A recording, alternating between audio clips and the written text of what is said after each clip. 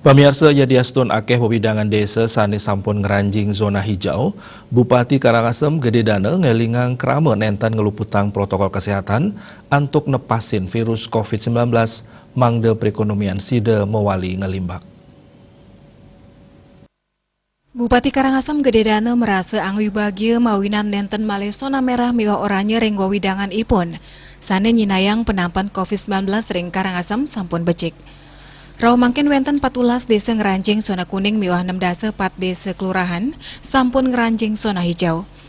Pai ketandani mepengabdi pembelajaran tatap muka PTM, sida memargi nanging patut nanggepin prokes tur anut ring samian pewara pemerintah, mangde makesami wewidangan ngeranjing zona hijau.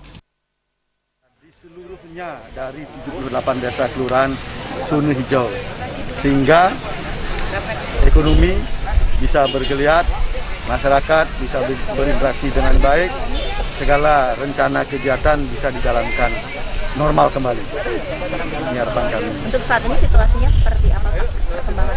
Saat ini, pada hari ini, dari 78 desa kelurahan, satu pun tidak ada desa zona merah, satu pun desa tidak ada zona oranye. Hanya 14 desa zona kuning, 64 desa kelurahan zona hijau. Bagi kami sangat bersyukur, 64 desa kelurahan sudah zona hijau, hanya meninggalkan 14 desa zona kuning.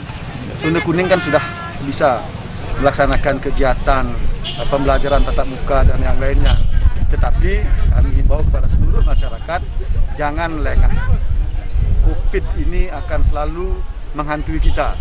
Tetap jaga kesehatan, taat dengan protokol kesehatan. Himbauan pemerintah harus dan wajib ditaati dan ikuti sehingga kita nyaman ke depannya. Sedikit lagi, Bupati, terkait dengan pemberlakuan kembali PPKM itu, siapa Pak? Gede Dana mepengabdi melarapan kanan pengelola COVID-19 sani sampun kedap-dapin becik, perekonomian ring Karangasem sida muali ngelimbak. Nanging dane talar miat nain pisan mangde krame nenten ngeluputang prokes tur waspada ring penglimbakan COVID-19. Ekayana miwa Agus Sudiatmika, Bali TV.